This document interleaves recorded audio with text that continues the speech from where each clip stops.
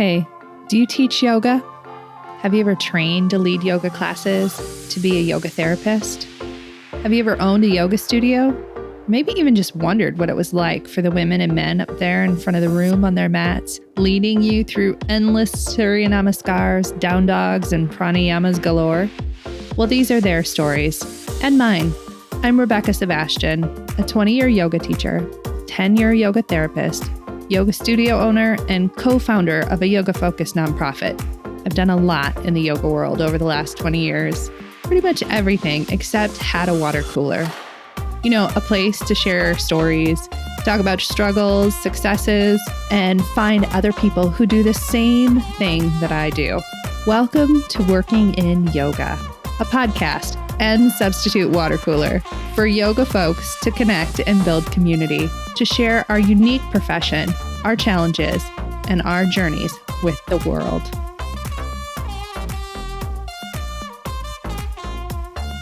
Hey friends, welcome to Working in Yoga. So here we are talking about creativity again, and this time I have a guest who has taken a particular interest in the creative side of running businesses. We talk a lot about creative problem solving in this episode, and that is a part of the creative process that I think is really vital for life and for business. When I first started running my studio, the thing I noticed right away was how much fun I was having on the creative side of this process. Now, if you don't know, in August of 2019, I started my studio, and a short 7 months later, the world shut it down entirely for COVID. Talk about baptism by fire and the need to be creative in order to problem solve. What I learned quickly, though, was that I kind of loved it. The added pressure of needing to act right away helped me to think creatively about the problem at hand and then quickly act and see if it worked. And that was honestly kind of fun. So today on the podcast, we're talking with Bridget Regan. She's a studio owner and coach and has a ton of cool ideas about how to get creative in your business. But before we begin, if you would like and subscribe to the podcast from wherever you're listening, I would be forever grateful. And don't forget to hit the show notes for our discussion guide on the series. It's designed for you to work through both solo and with friends. And you all know that if there is one thing that I am passionate about, it is making friends with other yoga pros. I talk with a lot of people about how isolating this job can be, so anything you can use as a springboard prompt to deeper discussions about our work among colleagues and friends is worth the time to check out. And as y'all know, I am a huge lover of resources, so I want to tell you that our sponsor, Offering Tree, has a free resource for you in the show notes as well. So I really want you to check this out. It's their Studio Success Checklist. And this guide is not just for brick and mortar studio owners, but for teachers and yoga therapists as well. Honestly, anyone who's ready to grow their business. So check that out at offeringtree.com/workinginyoga or the link in the show notes and snag it for yourself. Thanks again, Offering Tree, for sponsoring us at Working in Yoga. Your support always feels nourishing, just like a good restorative yoga class. Now, let's get into it with my discussion with Bridget Regan on creativity and business ownership. Hey friends, welcome to Working in Yoga. Okay, so this is a continuing conversation on our creativity series. I love it when I get people on the podcast who are business owners and yoga professionals. And I feel like the creativity conversation comes from such a different angle. So I'm really excited for this conversation today. Everybody meet my new friend, Bridget Regan. Bridget, will you tell everybody who you are and what you do? Yes, thanks so much for having me. So I'm Bridget Regan, and I am a yoga teacher.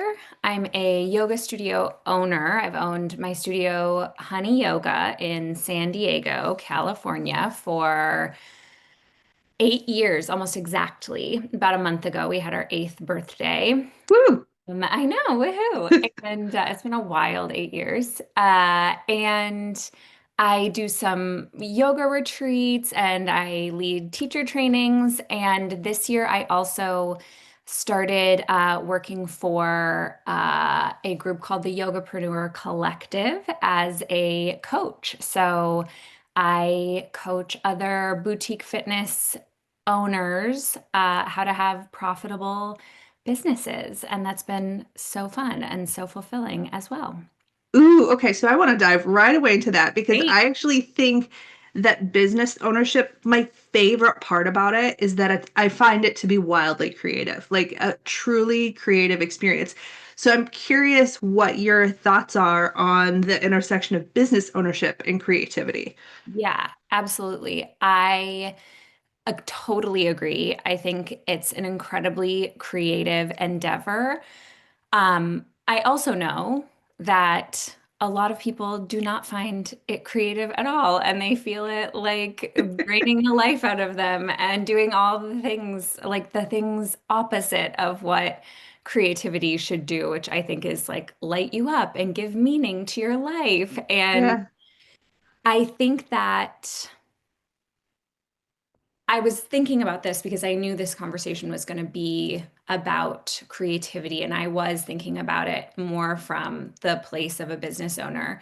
And I actually think that that place, like that difference between feeling really forlorn in your business, like feeling hopeless in your business, and the opposite of that, which is, I think, feeling like sort of in awe and grateful and hopeful, that is the place where you can feel creativity or not. Does that make sense? Like that is totally. key. Like that Yeah. you have to be able to move out of that place. And the place that I have absolutely been, one of the reasons I'm so passionate about being a coach, a business coach for yoga studio owners, is that I was in a very hopeless place that did not feel creative. It just felt like every time I even tried to get creative, I would just like run into a wall. And I got a coach, and suddenly everything felt possible. And from that possibility came the opportunity to really be creative. Yeah, I think you're really right in that. Because I do think business owners and especially studio owners, because I think the attitude for a lot of us was that we really wanted to, build a space where we could share our teaching versus being business owners. Like there's that shift in how we got here kind of thing. Like you get really caught up in the like nitty gritty day to day of what operations of your business is, kind of in the way that I think people get really caught up in like the execution of teaching a yoga class, right? Like you get caught up in where the hell your foot or your hand is going to be versus actually being creative in the experience that you build. And business ownership is just the exact same way. And it's so much more fun. Like, how do you encourage business owners to like shift into creative mindset? Yeah.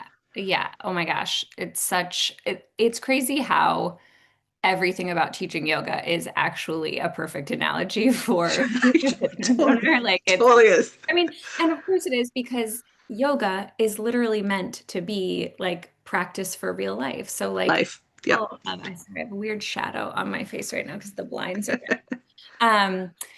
Yes, okay.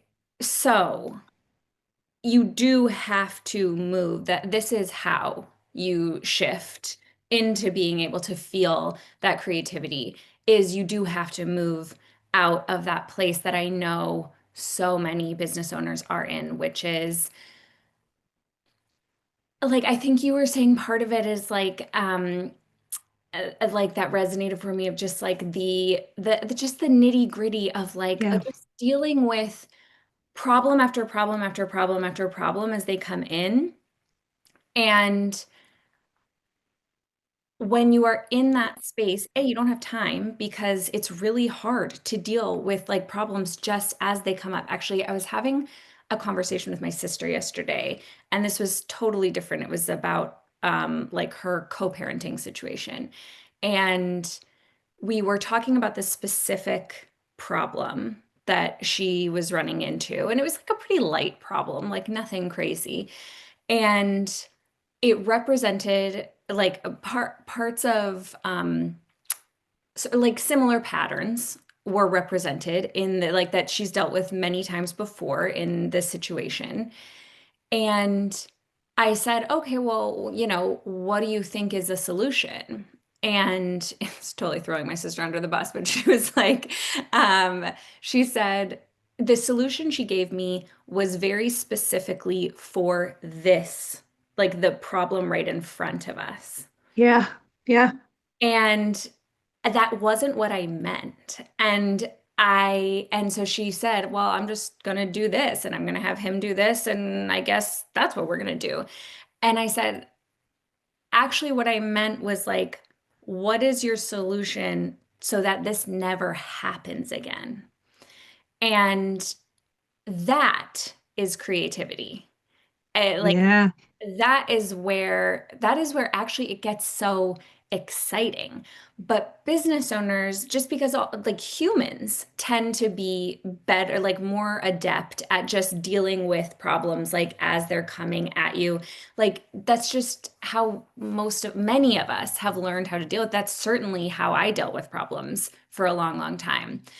And so I think part of it is that like getting out of the mindset of you and I are both in this group on Facebook that I actually Yep. love being a part of, and it's so fun. And every day people say the same questions. And what do I Yeah. do with this very specific situation? And like, what? And I'm just like, you must be exhausted because shit like that comes up in my business 40 times a day. Like, Mhm. an email that whatever, like, someone's asking for a discount or what A to refund or yeah. yeah, exactly. Someone one of my teachers showed up a little bit too late. A whatever, like little problems come up all the time.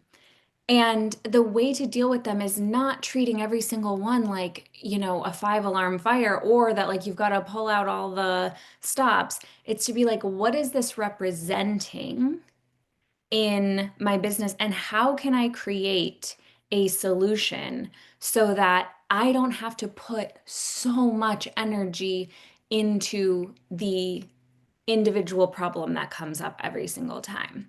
Yeah. I think you've said something. You're the first person who said this in this series. So I tend to batch record one topic all at once. But I think you've hit the nail on the head about something that creative people do. They're not taking a 2 foot view. So they're not just like only addressing the thing that's right in front of them. They're not even taking a 20-foot view. They're taking like a 200-foot view because I know that like I mean, you make it a really good example, that damn group, and people are like, my teacher. How many times a week do you see a post that's like, my teacher solicited my students for something outside? Like some version of that damn question. Totally. And what should I do with this one teacher in this one situation? And then you've got some people who are like going to step back and be like, well, what's your policy? And then I'm like, yeah, but creativity happens 200 feet away when you're like, what is your mindset about your business, people in your business, your relationship to those people? Like, that is, you're right, exactly where creativity happens because you can shift your perspective in such a different way.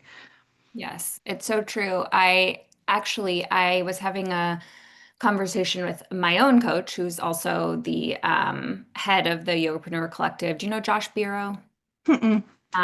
He's a Hi, long, Josh, though. yeah, Josh, longtime yoga studio owner, coach, boutique fitness coach, and we were talking about how really good entrepreneurs, and he explained it this way, actually can do both. Like they Yep. are so adept at the zooming in and then zooming back out. With any problem that arises, you do need to look in the zoomed in. You have to look at what is actually happening. Otherwise, what are you going to do? Like, well, you're solving a problem Yeah. you don't understand.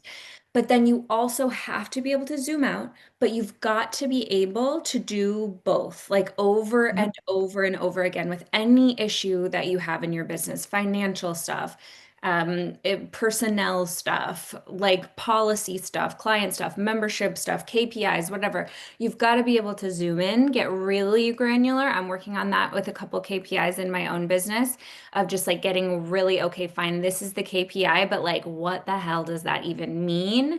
So I can really know like more, but then you have like the skill to build is to then, okay, you get really granular and you're in there and you're like, okay, of my 100 first visits, like this many were intro offers. And then this other group, what were they? Why didn't they? And then you're really in Yep. the details. But then you have to be really careful that you don't stay in the details and Yeah. get really sucked in. And then suddenly you're like, calling your manager every time you see a drop in that, like you think should have been an intro offer or whatever.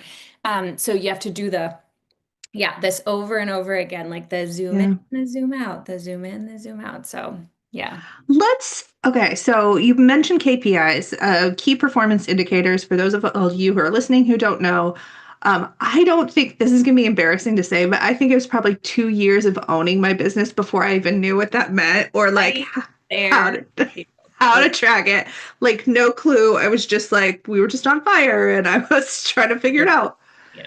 But I do think when you start to do stuff like track and spreadsheet those things, like I actually think it gives you the opportunity to be more creative when you're able to really know what you're looking at in your business. Do you find that too? Yes, this was the other thing I was going to say about how I encourage people to get creative is you have to know what the hell is going on Yeah. in your business. And I am right there with you, Rebecca. I don't know, I do not think I even had heard the word KPI until Yeah. 2 years or so into my business. And I had been encouraged, I had like sort of a consultant early on, but we didn't utilize her enough. She was amazing. Uh, Actually, it was Laura Munkholm, who is the owner and founder of Walla, which is the software Oh that yeah. I do. She was so amazing, but we just didn't utilize her enough. We did not. So she was a consultant for a while before she did Walla, and anyway, so she had like kind of like pointed us in the direction of these things. And then you're right. It just feels like you're on fire and you're suddenly like, you're doing the thing I was talking about, which is like just dealing with problem after problem after problem as they come up. And when you're in that moment, it actually feels crazy for a minute to look at KPIs. You're just like, I Yeah. don't give a fuck what. I know. I don't even know what that is, and I don't want to know. All I Yep. know is I need more money than I have right now. Yeah. And and that is, I really relate to that. And I was wrong. Like when I like thought that is, Totally. yeah, it was Totally. wrong. Um, that is the other place where creativity starts, is when you actually know what you are solving for. Yep. And I would say the majority of boutique fitness studio owners that come to me with, questions, or come to the group with questions, or start with us as clients at the YC. And me, for years, I was included in this group, think that your problem is just you're not getting enough people in the door. Everyone thinks that that is their Totally. problem. I would imagine any yoga studio owners who are listening right now, I'd probably say 75% of them think that that's their problem. And that very well may be a problem that you have. But one of the like major important things to solve for is what are you going to do with those people when they do get in the door?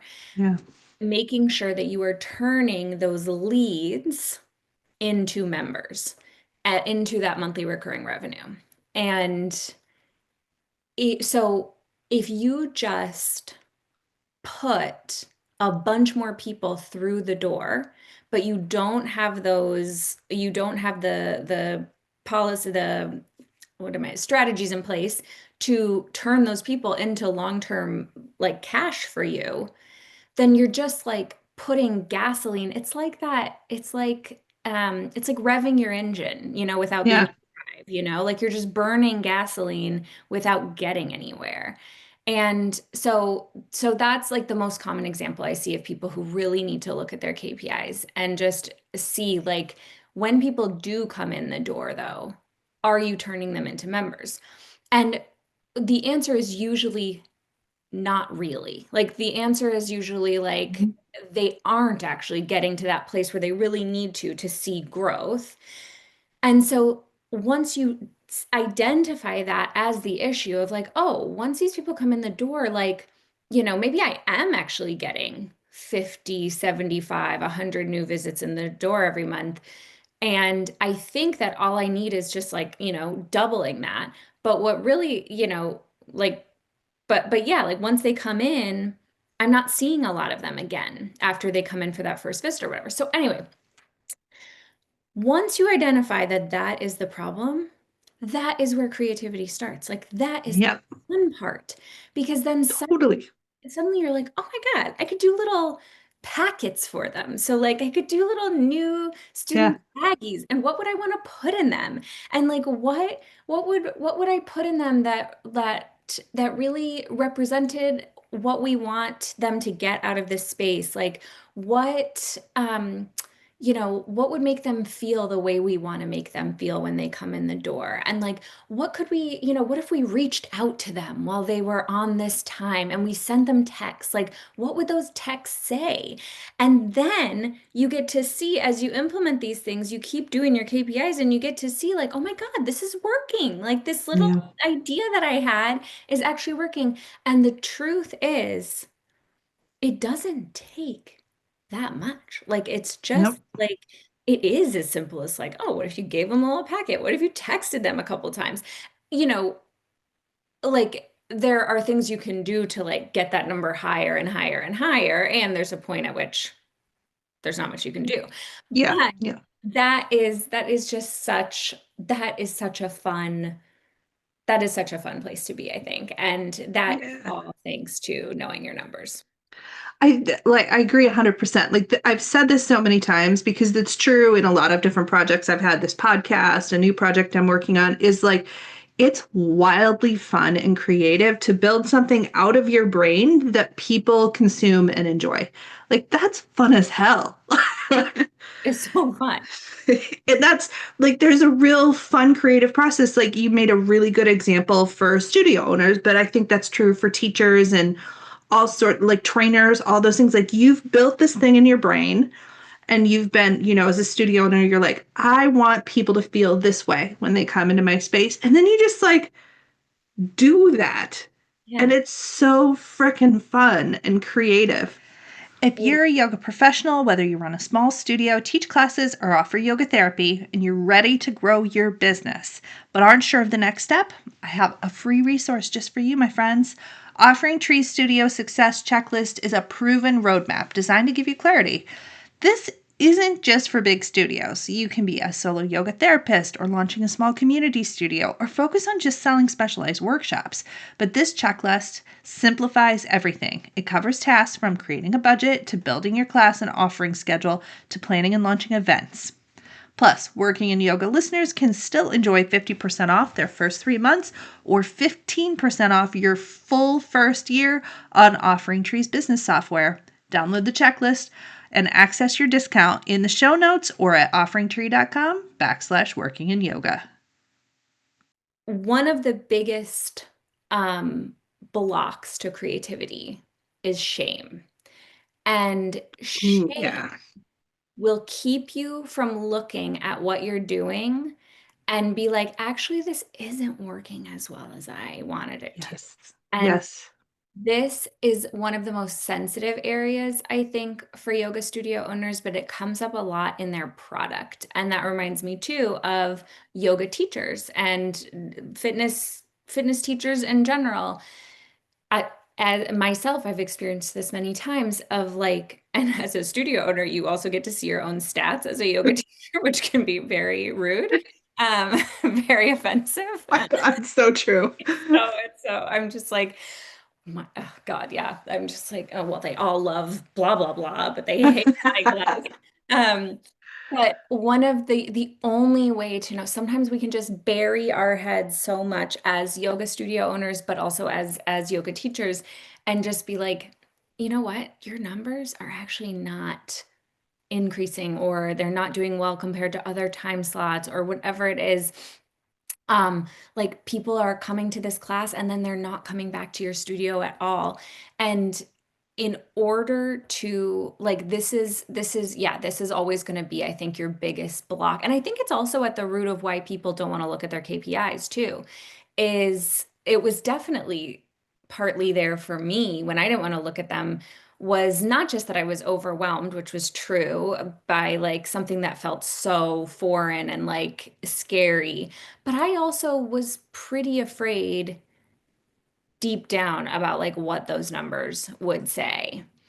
And if you can get over that, the whole thing opens up for you. And like there is no limit, I truly believe, to like what you can do, whether as a yoga teacher, a retreat runner, a yoga studio owner. If you can get over that part and like really set that like shame, ego part aside, then like, yeah, truly, the sky is the limit, I think. We're going to talk about that shame piece some more because there's never been anything truer said in the world. Like there's such a huge factor of shame and guilt and all these things that like come onto your plate that really stop you from being creative or being excited about your business. And like, okay, so because I've for sure experienced that. I don't know a business owner that hasn't experienced that, honestly. Especially a female business owner, I'll just say. For real. For real. Like, and also I think there's this weird like thing that happens with business owners because people who start and run things are not the worst of the class. We're good at stuff. Like you're good at producing things. 100%. Yeah. And then you walk into a business and you don't know shit about anything. You have no idea how to do it. Nobody can teach you how to do that. It is baptism by fire. And then all of a sudden you're really bad at a whole lot of stuff at once and the learning curve is steep. Totally. And hello shame, hello guilt, hello like all those things. How do we get over that in Mm, order to produce the stuff in the world that we want to be mm, doing? my God. I mean, it's a whole 200-hour course, we could do, All right, and also like we're a gonna do it. lifetime Yeah. course, Yeah. Um, yeah, it's such a good question. And oh my God, I so am with like I literally hate still to this day. I've done so much work on all of this shit, and I still hate it that I cannot start something brand new and not be amazing at it. Like For real. so mad about that. Like just genuinely, I think I'll die just being mad that I can't just immediately be great Same. at everything. So God. um, and yes, that is absolutely where shame comes in. Also, this is a little bit tangenty, but I also think that many people, specifically in our um uh industry, and like I just noticed this so much with women yoga studio owners, they also tend to, many of them seem to have ADHD. And a lot, like ADHD creates a lot of exactly what you're talking about, Yeah. which is you actually are usually pretty smart. You're pretty good at things like right away, especially, yeah, like pretty good at things. And Mhm. also, the bigger stuff, when you start to need a lot of executive functioning, can start to, get a little bit more hairy. And often kids or people who grow up with ADHD, especially if it's undiagnosed and untaken care of, and I don't mean just by medication, I just mean like, just going unnoticed, yeah, uncared for, uh, is a hotbed for shame also. Like you just start to notice like, oh, other people can do stuff like, oh, no one else thought that thought that I had, and I said it Yeah. out loud and everybody looked at me weird. So anyway, I think all that to just say, I think our industry may be to an extreme, or maybe this is true of like, maybe this just is a common thing in women entrepreneurs in general, but I do think our entrepreneurs in general, maybe it's not gendered at all, over-index for shame, I think. So anyway, to your question of how to get over it, I think part of it, I mean, I do think you need some sort of a spiritual healing practice. I have had a ton over the course of my life. The one that has worked best for me is actually like this little program that I have on my phone. It's like $20 a month, and it is like it's a whole program. It's called To Be Magnetic, if anyone is interested. And it's they also have a podcast that you can look up if you just want to like dabble and hear a little bit about it. But I've been doing it for 5 years, and nothing has had as big of an impact on things like shame and shadow and all the things that sort of subconsciously hold us back. They do a lot of like guided hypnotic meditation sort of thing, sort of a lot of inner child healing, a lot of looking at beliefs. They incorporate a little bit of tapping, and it's EMDR informed. Sure. Yeah, lots of really good stuff. I think EMDR in general is great. Those are sort of the more clinical things that I think, at least for me, was really necessary. And also just having a coach. Sorry, but I know not everyone likes that advice, and it can get Yeah. annoying, but for me, that was absolutely necessary. I needed someone to go with me. Like, I needed someone to walk through, especially because that shame was there. I needed someone to make me look at the numbers, because if it was just Yeah. me, I would have just avoided the shit out of it. And, I have enough shame so that every week, if someone was expecting me to have something done, I would do it, even if it was excruciating. So Yeah. I think that that can be really helpful. And then also, committing to doing it anyway, even if you feel ashamed, even if you feel that like burning in your face and that like, stress in your tummy. The only thing with that is your subconscious, your unconscious is very powerful. So a lot of times our conscious mind that thinks it's so logical, like just, I'm just gonna do it even though I feel shame, for a subset of the population, I think that that can totally work, and they just sort of like strong arm their way through it. And I think for a lot of us, for sure myself, I needed more, I needed something deeper to like get into those like deeper, yeah.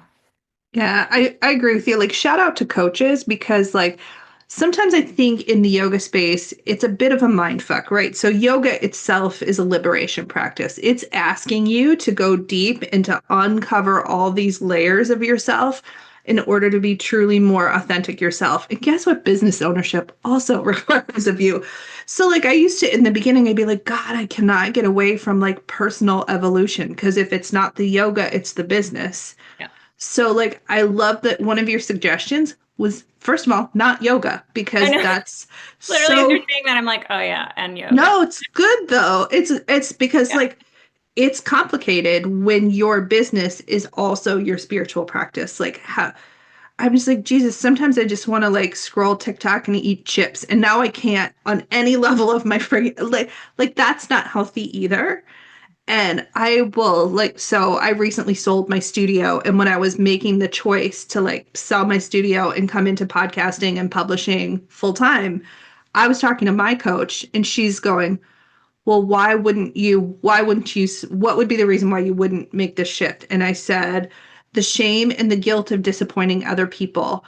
And what I needed in that moment was the look of utter lunacy. She was just like, what the fuck do you What the mean? fuck kind of reason is that? Yeah, totally.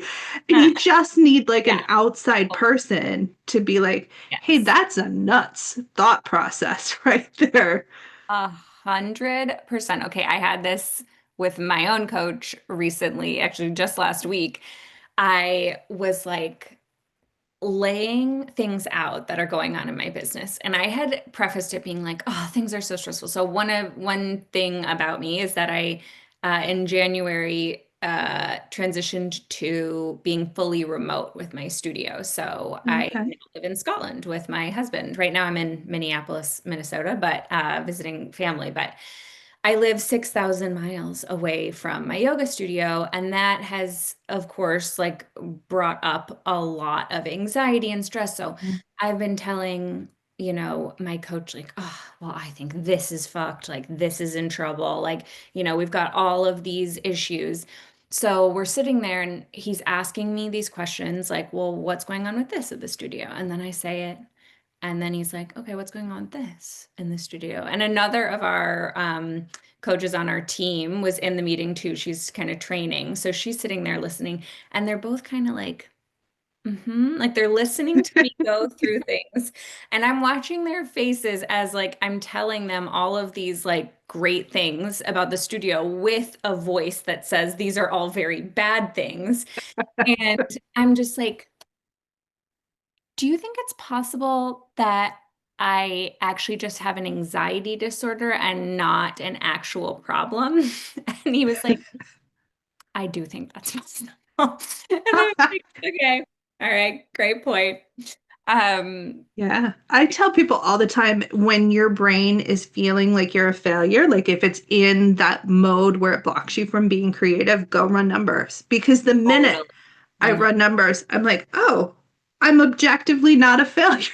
I'm objectively wrong. That's Yes. what, yes. Yes. Yes, exactly. No, 100%. It's so true. And also sometimes when you run the numbers and it does tell you something like needs to change, great. That's also Yes. an amazing place to be creative from. And really it is about like, am I able to look at this number without spiraling into Yep. full like shame? And if I am, then I've got a chance. Yeah. Okay, so let's shift gears for the last little bit of the podcast. I want to talk about the ability for creativity and tech to combine, because that's something that we were chatting about a little bit online. And so I want you to talk a little bit about how you found tech to help you be creative.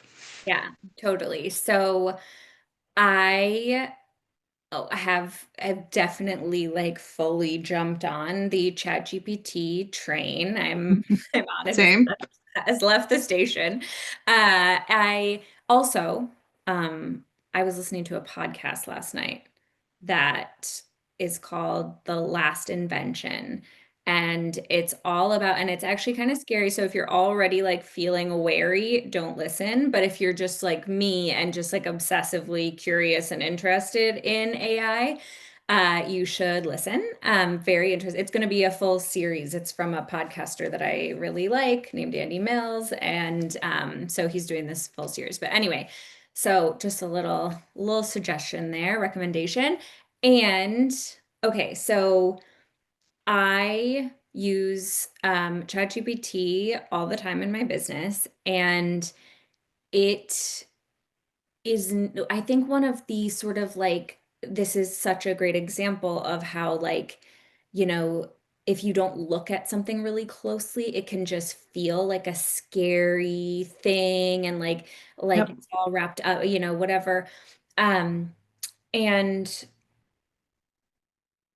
one of the things that I think people believe about it without getting actually close to it is that AI and ChatGPT is a killer of creativity. I think this is a really Mm, common thing, like creativity, and creativity is on some, I guess in some ways it's a muscle you have to flex. Like it's definitely something you need to yep. be tapped into, but it's not like, oh, I would have, spent like, what, it's not like, I don't know. I guess what I'm trying to say is I'm not using it to write like blog posts full of prose, like I'm not Yep. using it in that way. And it is allowing me to be so much more creative because when I have an idea that this is what I always tell people too.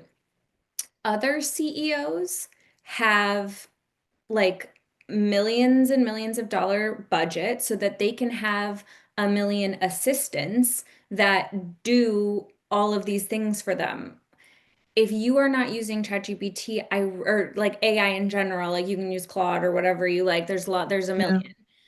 I think you are going to fall behind other business owners because the creativity to me is I want to write a new sequence to send not just to my people on my intro offer, but now I want to create. I was doing this with a client recently, and we were talking about retention, and so retention of your members, so the people, like how long your members stay basically. And she was seeing, which is really common in studios, like a 3 to 4 month drop off of people.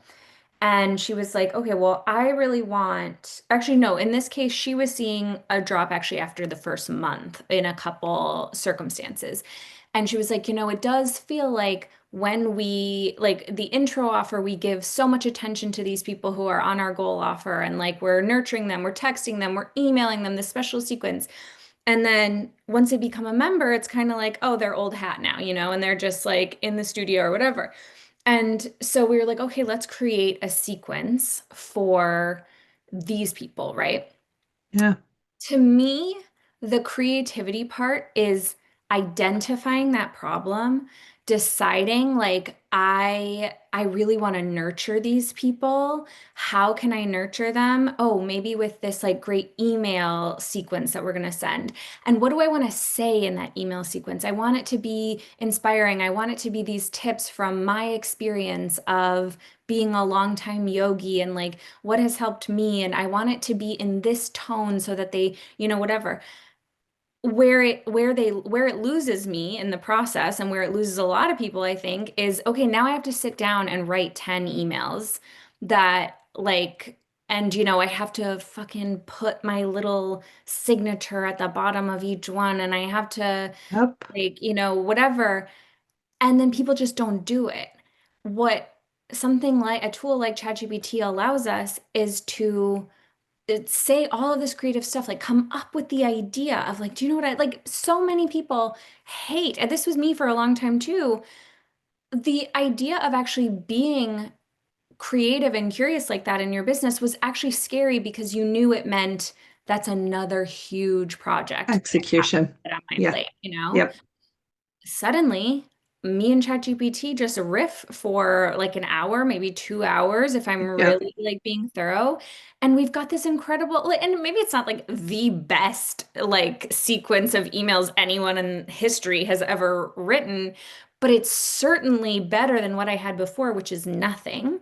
Yep. And it actually does. I find that such a creative process and then you read through what ChatGPT sends. It's what you would do on a team if you had a bigger team, Yep. like of humans. And then, but you can't afford it because you're just a regular ass yoga studio owner. Yep. You're not a tech billionaire. So you just have you and ChatGPT. So you and ChatGPT are going back and forth. ChatGPT, we say at the YC, is like a co-pilot. And that is how usually I love the one of the best places I use ChatGPT in my business is as a like help brainstorming. And that is just how I Totally. would sit there and sit with if I had an amazing team, and I do have an amazing team, but they've got other shit to do. Like they're busy actually like running the operations of my business. They don't have time to sit with me for an hour and just like brainstorm and whatever. Yeah. So I just think it's absolutely it has done the opposite of like killing my creativity or replacing creativity. It has Yep. only allowed me more spaces um to like more ways, more spaces to be creative and exactly as you said, like eliminates this big block for me, which is execution. Yeah. That's the biggest thing. I also will talk about my custom GPTs because you mentioned that before we started. Yeah. Yeah. Yeah. And I Yeah. mentioned that in the post that we originally started talking about this on. So, when I think someone first said to me like, "Oh, I created a custom GPT for like whatever." And I was like, "Oh, I could never do that. Like that is not Yeah. that sounds so crazy. That sounds like coding. It sounds like just all this nuts of stuff. It's not hard at all. If you have, I think you might be able to do it with the free version. I'm not sure, but if you have the like $20 a month The ChatGPT, pain.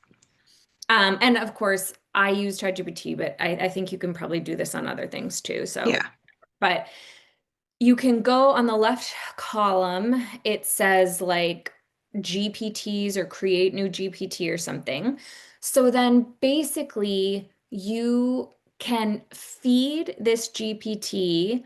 There's like two sides of it. They literally have a split screen when you first open it, where on the left side you are feeding it information. So you are training this GPT how you want it, like what you want it to be like how you want it to act when it responds to your questions, but also like what information do you want it to become an expert on.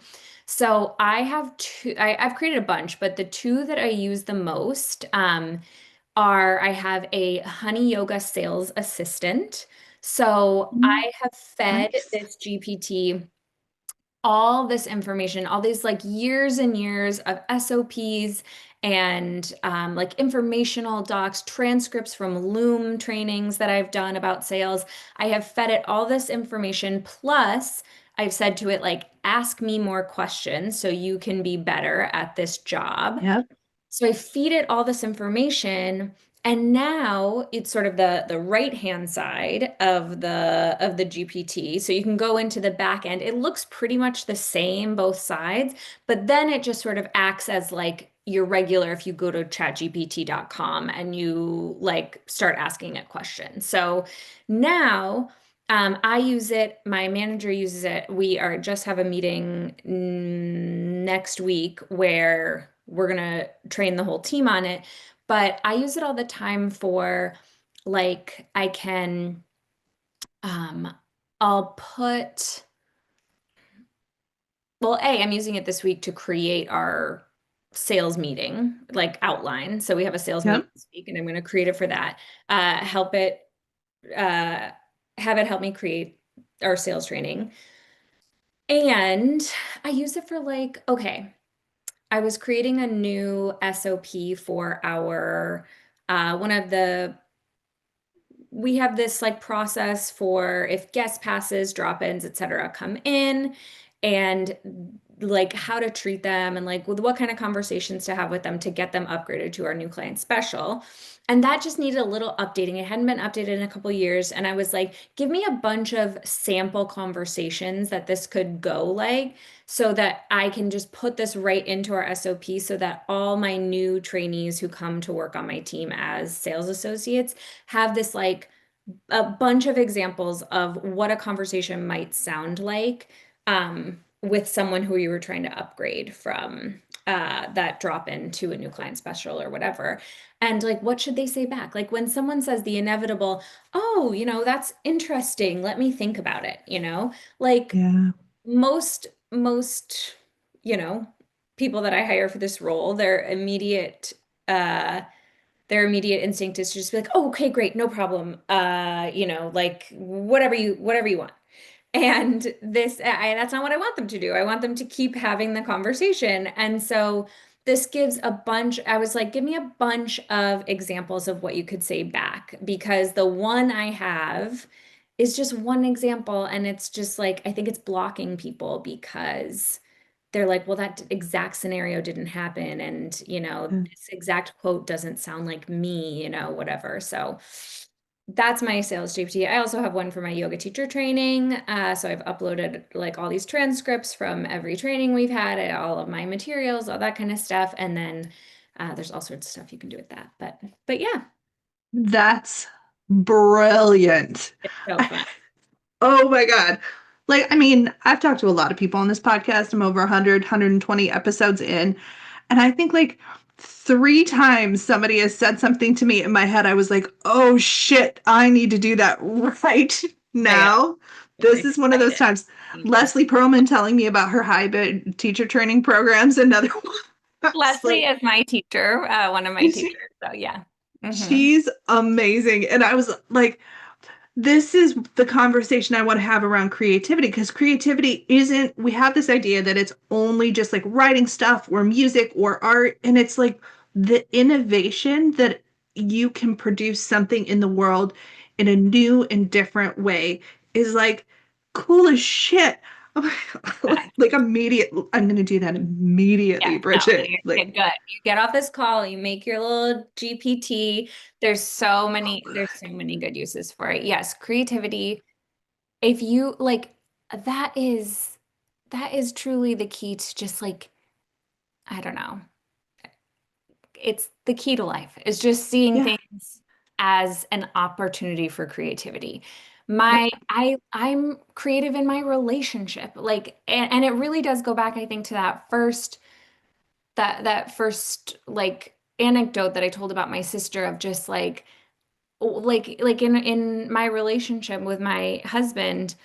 Yes, we can deal with like one fight after another as they come up. And the real creativity is like, how could we reimagine things so that this exact fight doesn't come up, or it comes up differently, or we have different solutions to deal with it, or like what, like that is, and you can see your entire life like that. And if you do, it just becomes way more fun and opens up just so much more possibility. Okay, I'm obsessed with you now. If there are other people listening who want to get in touch with you, how do they find you? Yeah. So you can follow me on Instagram. I did recently start, and Do I like, follow I don't know you? if you're like this, but I'm just constantly starting new projects. One of my, Same. you are, of course. I have a public one that's I use less. It's called Bridget Loves Yoga, and it's actually meant to be like a yoga teacher mentorship page. That one's public, so it's easiest to follow. But my personal Instagram is usually where I'm most active, which is Bridget.Regan. And then also my yoga studio, which is honeyyoga.sd on Instagram. You can find me there. And that's pretty much it. I'm always in the yoga studio owners Facebook group. If you pop in there, you'll see so much from me. It's true. I'm It's everywhere. true. I'm It's a everywhere. great place Yeah, to yeah, chat. yeah, definitely. But yeah, Instagram's probably the easiest way to get a hold of me. And yeah, I love connecting. Thank you so much for this conversation. It was so good. Rebecca, I feel the exact same. Thank you so much. I'm so honored that you wanted to hear me blab for 45 minutes. So yeah, I'm grateful, and I absolutely love this topic, and I'd love to come back anytime. Thank you so much for this conversation, Bridget. Here are our key takeaways. First, coaching can get you the support that you need to shift in a more creative mode of running your business. Oftentimes, we get really stuck in the day to day grind of putting out fires when we have our businesses. And I do agree with Bridget that coaching, especially timed right, can be a huge help. I've had coaches in the past and will probably have one again in the future. So don't hesitate to ask for help and support if you're a business owner when you need it. Next, problem solving is inherently a creative process. And once you get good at the creative process of solving a problem, you can do what Bridget talked about, taking not only a micro view of the problem, like putting out those daily proverbial fires, but also a 20 and 200-foot view of your challenges. Asking yourself how to solve a problem now and then looking creatively at the underlying issue is the work of a skilled and creative business owner, and also kind of fun. Next, oh my God, shame. This is a topic that I think we need to talk about more on the podcast, and I'm obsessed with Bridget for bringing it up. Shame, defined, is a painful feeling of humiliation or distress caused by the consciousness of wrong or foolish behavior.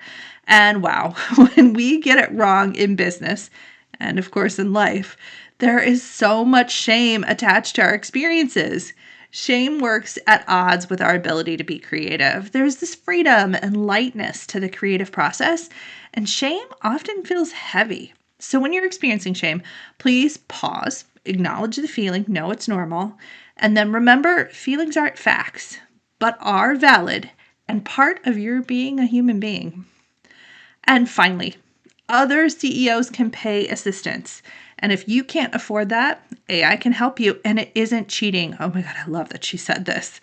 I think we need to really understand it. While AI is not going to solve all of your problems, using it to help you brainstorm or build a knowledge base or build out a list of steps to take in order to solve a problem is an incredibly helpful way to put this tech to good use. Now, next week on the podcast, we have Sherry Dostal-Reba back with us talking about her creative process in her business. One thing I know you're going to love about this talk I have with Sherry is that she has a really large language base for the creative process since she's a trained creative expressionist. So I can't wait for you to hear it because she puts words to a lot of things that I have felt and didn't really have the language to talk about effectively. So thank you again, Offering Tree, for sponsoring us. Don't forget to check out their Studio Success checklist in the show notes. And until then, my friends, I am so grateful for your attention and time spent here. Let's go get to work. And I'll catch you around the water cooler next time.